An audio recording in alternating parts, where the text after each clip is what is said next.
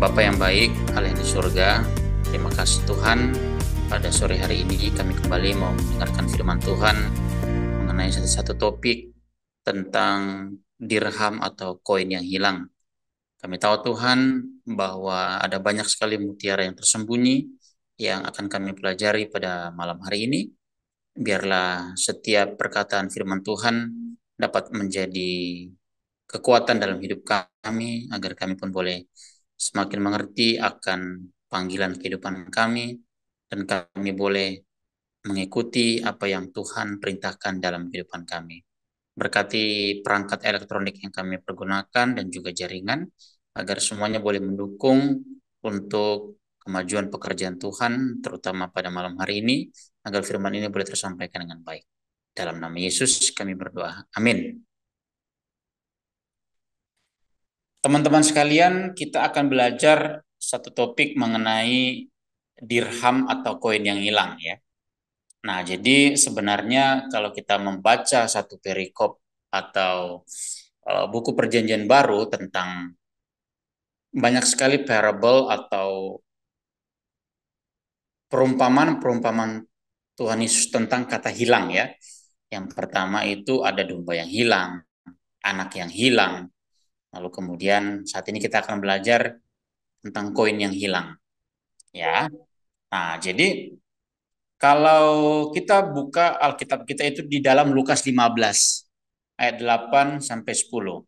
Hanya dua ayat saja. Lukas 15 ayat 8 sampai 10.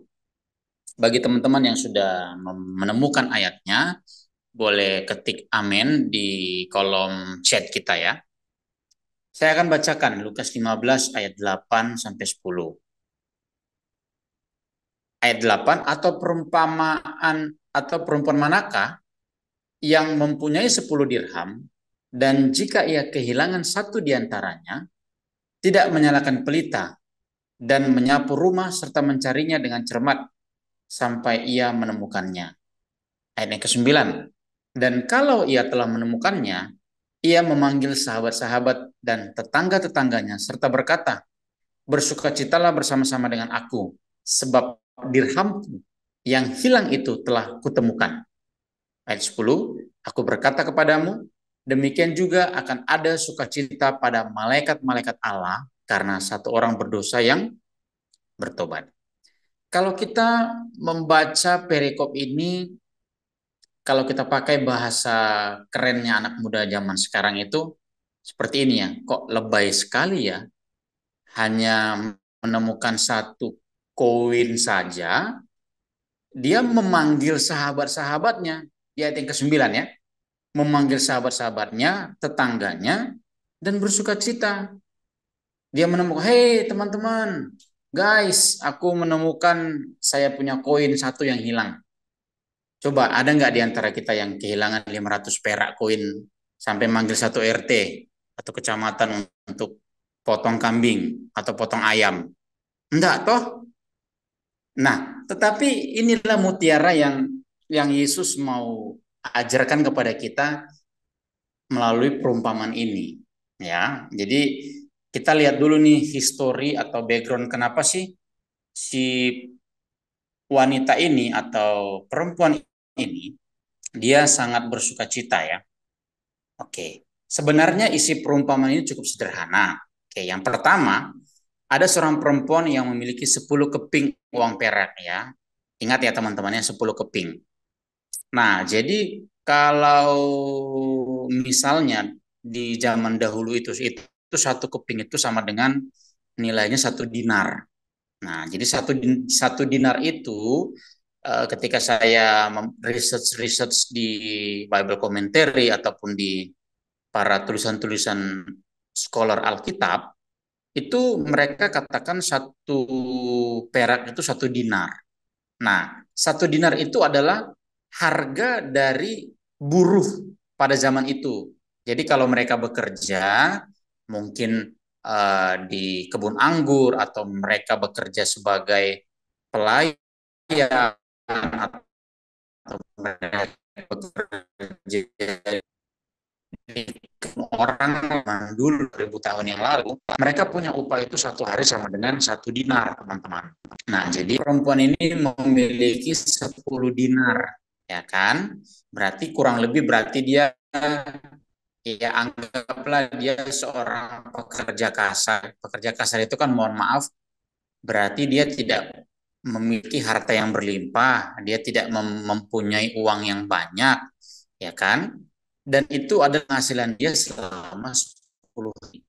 Ya mungkin ini bukan yang lah ya, tapi itu. Ya menurut biasanya beberapa penafsir menuliskan bahwa koin-koin itu yang mereka kumpulkan itu mereka pakai sebagai perhiasan kerudung. Nah, jadi ini historinya ya. Jadi para wanita di Timur Tengah pada zaman Yesus hidup 2000 tahun yang lalu, biasanya mereka menggantungkan koin-koin yang mereka dapatkan itu sebagai tanda di kerudungnya sebagai hiasan gitu ya.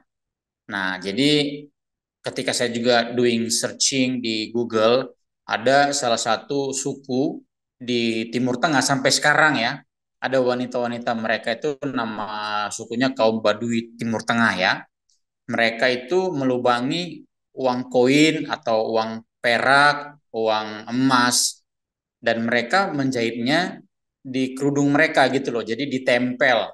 Nah, sehingga perempuan-perempuan itu menambah kecantikan mereka ya untuk bisa mereka misalnya mereka jalan ke rumah ataupun mereka pergi ke pasar ataupun sedang melakukan sesuatu bisnis dan lain sebagainya. Nah, itu koin-koin ini yang mereka taruh di mereka punya kerudung ini adalah sebagai simbol ya, sebagai bisa juga dikatakan mas kawin dari suami. Nah, jadi mereka kayak koleksi gitu. Dan kemudian dikatakan lagi bahwa kalau para perempuan-perempuan ini yang sudah memiliki suami, suami-suaminya itu tidak punya hak, teman-teman. Kalaupun nanti misalnya si perempuan atau si suami mereka bercerai ya. Nah, jadi si sang suami ini tidak mempunyai hak untuk koin-koin tersebut dengan alasan apapun. Nah, jadi mas kawin yang berupa tadi kerudung yang sudah dijahit koin-koin tersebut itu tidak boleh diambil lagi oleh suaminya. Itu sudah si perempuan. Apa jaminan bahwa si wanita ini membiayai ketika suami kalau menurut Bible ketika saya membaca tulisan-tulisan para ahli perempuan dulu itu bisa menampung koin-koin itu 100 koin untuk mereka pasang di kudat, jadi hirat di kepala. Nah, bisa bisa teman 10. Nah, sedangkan pada zaman dulu itu kalau mereka mengkoleksi sampai ratusan itu berarti si wanita tersebut memiliki banyak uang atau memiliki penghasilan yang lebih. Nah, bisa dibayangkan ya bagaimana si perempuan tadi ini dia hanya memiliki 10 saja ya, 10 koin. Nah, nah jadi kalau kita melihat lagi ketika si perempuan ini kehilangan koinnya, ini menandakan bahwa semua orang atau semua umat manusia yang berdosa itu sangat berharga di mata Tuhan ya. Yesus tidak mau berkata bahwa kita hanya satu di antara sejuta orang atau kita dikatakan tidak eksis. Enggak. Bahkan kita sekecil apapun itu sangat berharga di mata Tuhan. Ya, jadi kalau kita bertobat, kita balik dari jalan-jalan kita, itu kita sangat berharga di mata Tuhan, ya. Nah, ini ditekankan lagi dengan fakta bahwa koin tersebut koin perak, ya teman-teman ya. Nah, jadi kalau koin perak itu tidak harga ya dengan emas. Anggaplah misalnya kayak Olimpiade.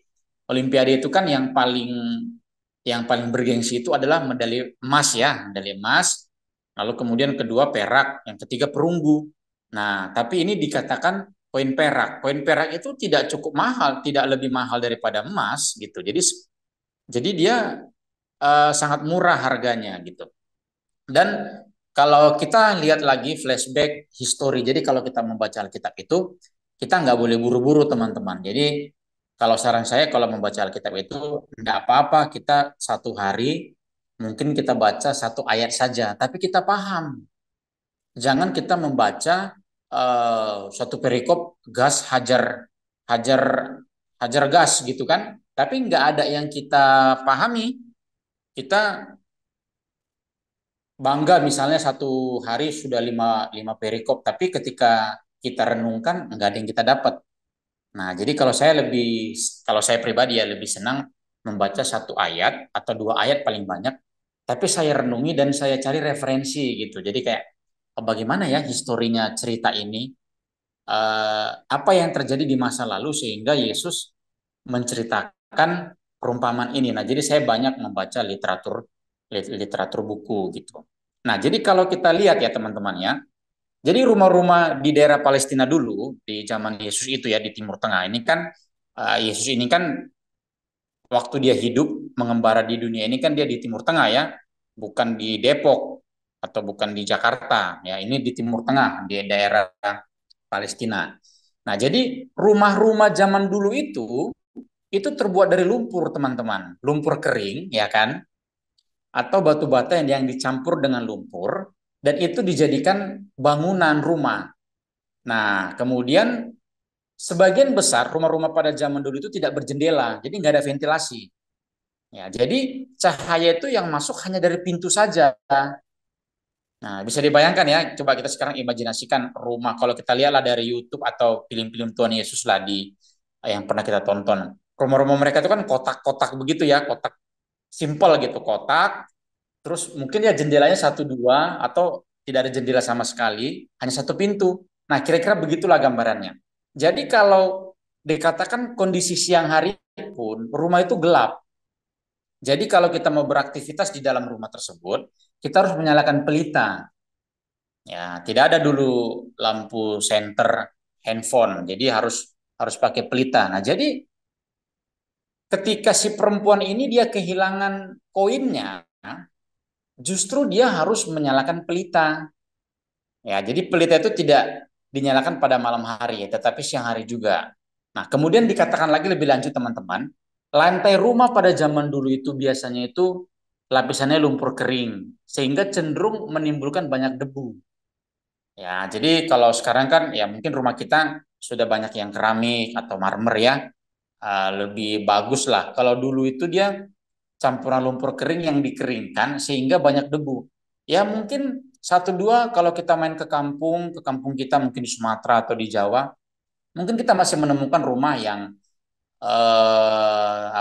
dari semen tapi tidak di marmer gitu atau tidak di tehel ya.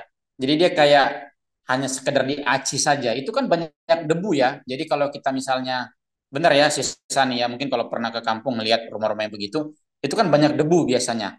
Nah, jadi ketika keping uang ini jatuh ke lantai, maka secara otomatis udah dia gelap, oke, kemudian ditutup oleh banyak debu.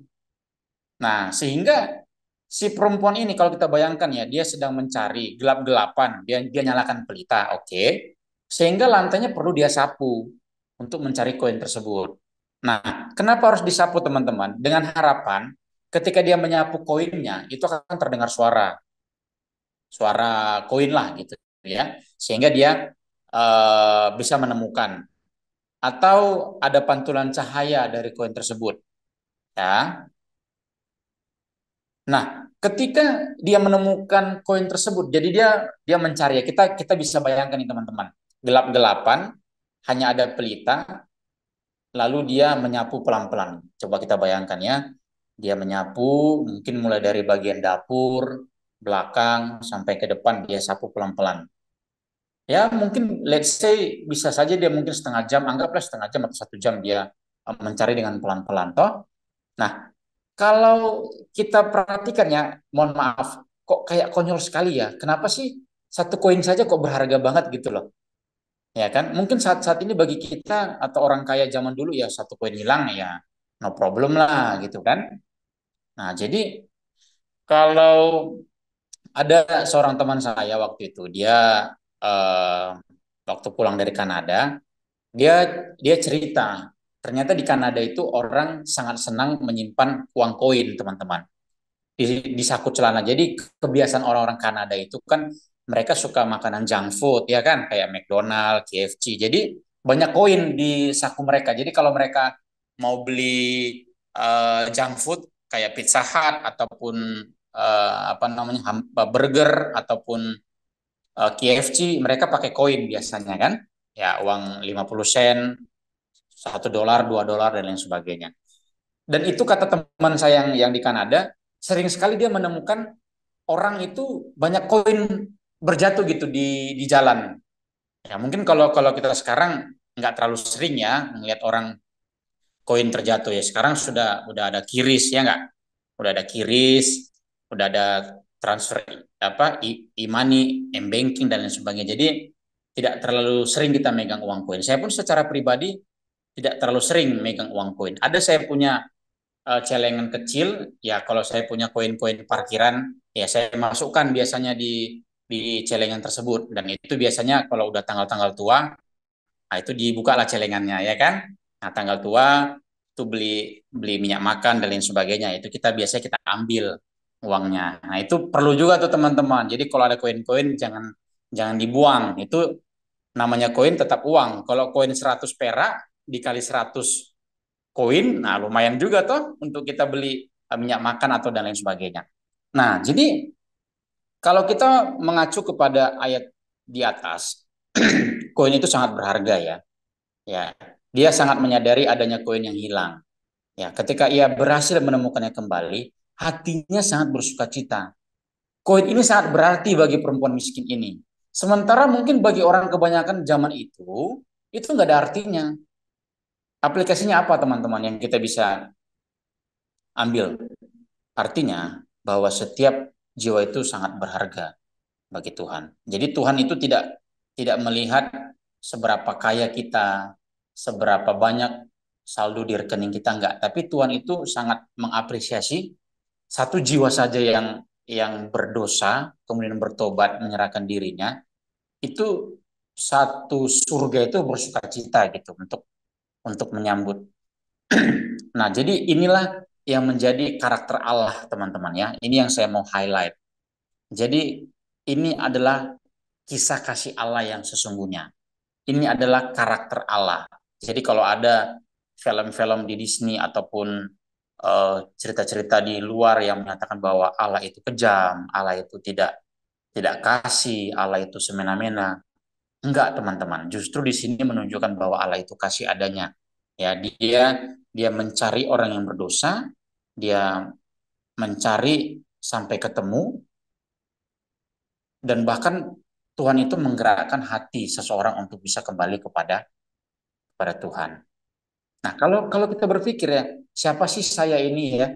Siapa sih kita ini? Kita ini hanyalah kumpulan debu kalau kita lihat kita ini di dunia ini, jika dengan miliar kali di atas kita, siapa sih kita sehingga Yesus itu mau turun ke dunia ini ya, meninggalkan takhta surgawi, meninggalkan segala kemuliaan, meninggalkan segala gemerlap surgawi, ya, berlaksa-laksa malaikat menyembah Yesus, dia turun ke dunia menjadi saya dan saudara, menjadi manusia. Lahirnya bukan bukan di rumah sakit mewah, bukan yang penuh dengan fasilitas, enggak. Yesusnya lahir di kandang domba. Suatu ya mohon maaf ya seperti kayak penghinaan, tetapi ya ya beginilah adanya. Yesus itu mengambil rupa seorang hamba gitu untuk memberikan contoh bagi kita yang hidup saat ini bahwa satu jiwa itu sangat berharga di mata Tuhan. Nah, jadi untuk kita teman-teman, jangan sampai kita memiliki pemikiran bahwa hanya orang kaya yang akan diselamatkan atau hanya orang yang berduit saja yang akan diselamatkan. Atau jangan sampai kita memiliki satu doktrin teologi bahwa orang kaya itu adalah orang yang diberkati oleh Tuhan, sedangkan orang miskin tidak diberkati. Nah, ini salah, salah kaprah ya. Banyak teologi-teologi sekarang ini yang saya lihat di YouTube ataupun saya lihat di ya di mana-mana lah ya. Mereka mengatakan bahwa yang selamat itu adalah orang-orang yang diberkati. Arti diberkati itu bagi mereka adalah orang yang punya banyak duit, ya, rekeningnya tidak terganggu, saldonya mantap terus gitu. Nah, itu bukan begitu konteksnya. Konteksnya adalah Yesus mati di kayu salib untuk menebus kita tanpa pandang suku, ras, agama, jenis kelamin. Nah, ini yang saya mau highlight ya. Nah, jadi cara pandang kita harus berubah dulu nih teman-teman terhadap orang berdosa, ya. Kalau kita melihat kan kalau orang Farisi, dia memandang seseorang itu kalau dia berdosa, mereka menganggap itu adalah kutukan dari Allah gitu. Orang Farisi kan sangat senang menghakimi ya. Mereka merasa diri mereka adalah pewaris surga, sedangkan orang yang berdosa kayak pemungut cukai ataupun janda yang mempersembahkan hanya satu-satunya dia punya uang, ataupun orang kusta yang saya pernah cerita beberapa minggu yang lalu saya tentang orang kusta. Orang-orang Farisi kan sangat benci itu orang-orang yang begitu ya. Bagi mereka itu orang-orang berdosa, tidak layak ke dalam kerajaan surga. Nah, Yesus datang untuk melabrak paradigma ini. Hey, kata Yesus, kalau mungkin kalau dalam bahasa sehari-hari, hey, salah loh paradigma kalian. Nah, mungkin Yesus Yesus bilang seperti itulah kalau bahasa kita ya. Saya datang ini ke dunia ini bukan hanya untuk orang-orang Farisi, tetapi saya datang untuk pemungut cukai, untuk para janda, untuk para orang yang tidak punya rumah, untuk para pemungut cukai, ya kan, untuk mohon maaf untuk para pelacur dan lain sebagainya. Yesus datang untuk itu gitu, untuk mencari yang hilang. Nah, jadi itulah yang Tuhan mau inspirasikan bagi kita pada malam hari ini ya. Paradigma kita harus kita rubah tentang tentang konsep keselamatan ataupun konsep umat tebusan. Jadi Allah menginspirasikan gerejanya untuk mencari orang berdosa. Jadi ini poin pertama kita ya. Dari cerita ini Allah menginspirasikan gerejanya atau kita untuk mencari orang berdosa. Jadi perumpamaan ini berbeda dengan perumpamaan-perumpamaan sebelumnya, ya. Karena ia berbicara tentang seorang perempuan yang kehilangan koinnya. Tentunya kalau laki-laki juga bisa kehilangan koin. Tetapi Yesus tidak berbicara tentang laki-laki di sini, melainkan seorang perempuan. Jika seorang laki-laki kehilangan satu dirham dari 10 dirham uangnya, ia juga pasti akan berusaha mencari uang yang hilang itu. Namun gambaran yang diberikan di sini adalah tentang seorang perempuan yang sedang mencari koinnya. Oke. Nah, jadi kalau perempuan itu melambangkan gereja ya. Ya, jadi kalau kita membaca nubuatan, ya, arti dari perempuan itu dilambangkan dengan gereja. Nah, jadi artinya adalah kenapa perempuan? Artinya Tuhan juga mau kita sebagai gerejanya di zaman sekarang ini mencari juga orang yang hilang. Amin nggak teman-teman? Ya, jadi amin. Nah, jadi ketika ketika si perempuan ini atau si gereja ini menemukan orang yang hilang, ya tentunya surga bersuka cita. Nah, ini ada kaitan dengan pesta pernikahan anak domba nanti, toh. Ketika kita mencari yang hilang, maka orang yang hilang ini bertobat dari jalannya. Nah, ketika nanti kelak di perjamuan pesta pernikahan anak domba, arti pernikahan itu ya bukan berarti menikah ya dalam konteks saat ini. Itu adalah perumpamaan ya. Yesus adalah mempelai pria, kita adalah mempelai perempuan, yaitu gerejanya. Ketika Yesus bersatu dengan gerejanya, inilah yang akan menjadi pesta pernikahan nanti. Ketika Tuhan kita Yesus datang untuk kali yang kedua, untuk menjemput saya dan saudara semua, Nah, orang-orang yang hilang tadi inilah yang akan mendapatkan jamuan sukacita. Karena apa? Karena jelas bahwa Yesus berbicara tentang gereja ya. Jadi kalau kita buka di dalam 2 Korintus 5 ayat 13, boleh tolong dibukakan Sis Sani, tolong dibantu. 2 Korintus 5 ayat 13 sampai 14. Mungkin satu orang boleh membaca, saya persilakan. Kalau sudah ketemu ayatnya boleh dibacakan ya. Apa sih arti dari kita mencari yang hilang itu? 2 Korintus 5 ayat 13.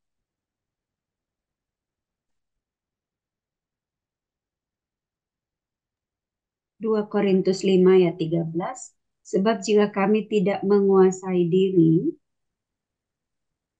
sebab sebab jika kami tidak menguasai diri, hal itu adalah dalam pelayanan Allah. Dan jika kami menguasai diri, hal itu adalah untuk kepentingan kami. Benar nggak, Bro? Bro Jude, suaranya nggak Iya, kedengeran. ya, sampai ayat 14. 14. Sebab Ya. kasih Kristus yang menguasai kami, karena kami telah mengerti bahwa jika satu orang sudah mati untuk semua orang, maka mereka semua sudah mati. Oke, ayat terakhir sampai ayat yang ke-15. Dan Kristus telah mati untuk semua orang, supaya mereka yang hidup tidak lagi hidup untuk diri sendiri, tetapi untuk Dia yang telah mati dan telah dibangkitkan untuk mereka. Amin. Nah, ini ayat 15 teman-teman ya. Ini kata kuncinya, dan Kristus telah mati untuk semua orang. Oke, garis bawah ya. Untuk semua orang, bukan untuk orang Batak, bukan untuk orang Cina, bukan untuk orang Melayu, tetapi untuk semua orang, supaya mereka yang hidup, oke, supaya untuk kita ya, kita yang hidup saat ini tidak lagi hidup untuk diri kita sendiri, tetapi untuk Dia. Dia ini siapa? Untuk Yesus yang telah mati dan telah dibangkitkan. Nah, jadi Yesus mati, dibangkitkan. Nah, jadi kita yang hidup saat ini harusnya bukan untuk diri kita sendiri lagi, tetapi untuk mencari yang hilang tadi. Nah, inilah konsepnya gereja. Jadi si perempuan yang kehilangan koinnya melambangkan gereja, kita adalah gereja Tuhan, kita adalah tubuh Tuhan.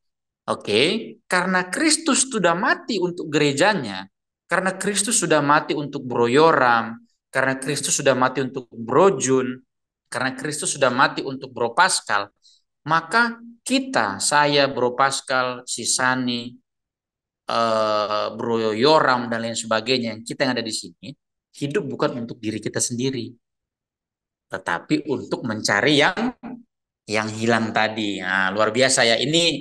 Inilah perumpamaan itu. Inilah mutiara yang harus kita gali. Oke. Nah, jadi kalau kita lihat lagi dalam kitab Wahyu ya. Jadi ada kalau kita baca kitab Wahyu ada dua perempuan nih, teman-teman ya. Oke. Nah, satu perempuan itu dia mewakili gereja, oke. Sedangkan yang lain, perempuan yang lain itu, mohon maaf, itu dilambangkan dengan pelacur. Artinya ada gereja yang tidak setia kepada Allah. Nah, itu nanti serial yang lain lah. Intinya ada dua perempuan kalau kita baca kitab Wahyu. Dua perempuan ini, satu melambangkan gereja Allah, satu lagi melambangkan pelacur atau dunia atau gereja yang palsu. Nah, jadi mana yang gereja yang benar dan mana yang gereja yang palsu. Nah, kita harus membaca Alkitab lebih detail lagi. Oke. Nah, kita akan bahas lagi ya. Ini nggak apa-apa ya, agak panjang sampai jam 10 malam, boleh nggak ya? Saya lagi semangat nih.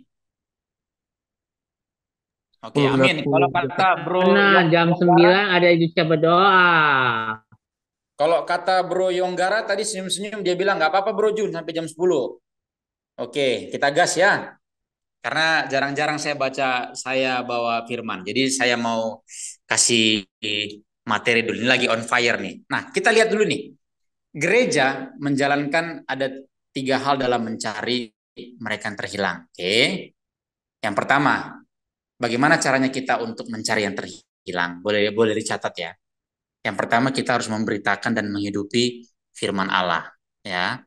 Bagaimana ceritanya kalau kita mau menyelamatkan orang yang hilang, tapi kita tidak menghidupi firman Allah? Oke, gereja itu dinyatakan sebagai terang, pelita. Jadi ketika pelita kita bercahaya, ya, orang Kristen memancarkan terang kepada dunia, maka dengan terang yang kita punya itu akan memancarkan kekristenan yang sejati. Setuju? Nah, jadi itu ya. Jadi pelita itu mengartikan sebagai terang. Kamu adalah terang dunia, kata Tuhan kan? Kota yang terletak di atas gunung tidak akan tersembunyi. Atau apakah seseorang menyimpan pelita di bawah tempat tidur? Kan enggak. Nah, jadi hendaklah terangmu bercahaya. Jadi pelita itu melambangkan kita untuk menghidupi firman Allah. Itu misi gereja yang pertama, memberitakan dan menghidupi firman Allah. Yang kedua, boleh dibuka nggak dalam Mazmur 27 ayat 1? Tuhan adalah terangku dan keselamatanku. Sebab engkaulah pelitaku, ya Tuhan yang menyinari kegelapanku. 2 Samuel 22 ayat 29. Nah, jadi kalau kita baca nanti boleh di-share ya. Mazmur 27 ayat 1 dikatakan dari Daud, Tuhan adalah terangku dan keselamatanku. Kepada siapakah aku harus takut? Nah, jadi Tuhan itu adalah terangku. Dalam 2 Samuel 22 ayat 29 dikatakan, sebab engkaulah pelitaku, ya Tuhan. Tuhan yang menyinari kegelapanku, ya. 2 Samuel 22 ayat 29. Sudah dapat? 2 Samuel 22 ayat 29. Nah, ini ya, karena engkaulah pelitaku ya Tuhan, dan Tuhan menyinari kegelapanku. Jadi kita ini nggak bisa sendiri. Ya, Tuhanlah sumber terang kita. Firman-Mu pelita bagi kakiku, terang bagi jalanku. Nah, jadi lagu itu harus kita resapi. Firman Tuhan itu adalah pelita untuk kita. Begitu indah ya. Allah itu adalah terang. Biarlah terangnya memancar dan jangan menghalangi terang itu. Nah, misi gereja yang ketiga adalah kita membersihkan hati orang yang berdosa. Kita melakukan bagian kita, biarkan Tuhan yang melakukan bagiannya. Jadi, kalau kita mencari orang yang hilang itu tidak bisa sendiri, harus dengan bantuan dari kuasa Roh Kudus. Nah, ada lagi makna dari debu. Tadi kan saya ada katakan bahwa rumah rumah zaman dulu itu banyak debu ya. Apa sih konotasi apa sih maksud dari debu, teman-teman? Banyak sekali kata-kata debu di dalam Alkitab ya. Nah, contohnya dalam Kejadian 2 ayat 7, lalu Kejadian 3 ayat 14 atau Mazmur 103 ayat 14. Ya, semua memberitahu kita bahwa tubuh jasmani kita disusun oleh partikel-partikel yang kandungannya itu seperti debu. Oke. Kalau kita melihat proses pembakaran mayat ya. Jadi kalau mayat itu kalau dibakar itu menjadi debu. Ya, tidak ada yang tersisa selain abu jenazah. Pernah lihat nggak orang dikremasi? Saya pernah lihat. Nah, ketika orang dikremasi, ketika orang dibakar, itu kan menjadi debu ya. Nah, jadi tubuh jasmani kita ini debu, teman-teman. Makanya kalau banyak perumpamaan-perumpamaan di Alkitab ataupun apa cerita-cerita orang bahwa kita hanyalah debu di mata Tuhan. Ya, sangat menarik ya. Jadi perumpamaan tentang koin yang hilang ini, dia jatuh ke dalam debu dan tertutup oleh debu. Nah, inilah satu penyebab yang sangat penting yang menjelaskan alasan kejatuhan dari manusia. Karena manusia membiarkan kedagingan memegang kendali. Watak kedagingan itu membungkus kita. Sehingga aspek rohani itu tertutup oleh debu watak kedagingan. Nah, jadi debu ini melambangkan watak kedagingan kita. Nah, tadi kan saya sebutkan bahwa rumah tersebut dia sapu kan berdebu ya. Debu itu melambangkan watak dari kedagingan kita. Apa sih kedagingan kita ya? Tentunya kita pengen uang, mobil yang banyak, rumah dan gaji dan lain sebagainya. Ini adalah perkara-perkara duniawi yang mengaburkan kita punya fokus untuk mencari jiwa yang hilang tadi. Nah, itu dia tadi ya. Jadi debu itu harus kita singkirkan teman-teman, harus kita sapu dalam hati kita. Ya, segala bentuk ya kita tidak salah untuk mencari uang, tapi jangan sampai uang atau karir atau hal apapun itu yang menghalangi kita untuk mencari jiwa-jiwa yang hilang. Oke. Dalam perjanjian lama ya, kita flashback ke perjanjian lama, kata-kata debu ya. Kalau arti dalam perjanjian lama debu itu berada dalam kematian. Nah, jadi eh, kalau kita lihat Mazmur 22 ayat 15, boleh tolong dibacakan sis? Mazmur 22 ayat 15 dan 29.